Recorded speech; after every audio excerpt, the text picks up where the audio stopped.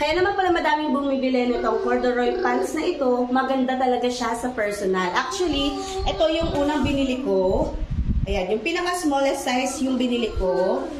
5 flat ako and ang waist ko ay 27. So, yung pinakamaliit. Pero kung gusto niyo ng mas bulky, yung medium yung bilhin ninyo. So, ito yung unang binili ko, mga mi.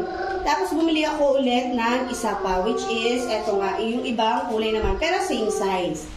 Tapos, mga mi, kung gusto niyo naman makita kung gaano siya kahaba, so, ganito siya kahaba, pinaputol ko lang yung akin para saktong-sakto siya sa akin. Pero balak kong bumili ng medium para medyo bulky yung pants. So, ganyan yung itsura niya.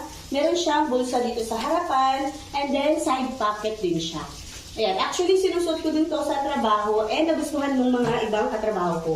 Marami siyang kulay na available. Merong black, merong cream, iba-iba. Merong dark chocolate or chocolate. Pero ito yung mga kulay na pinili ko. Kaya kung gusto niyo rin ng corduroy pants, ilalagay ko na lang yung link.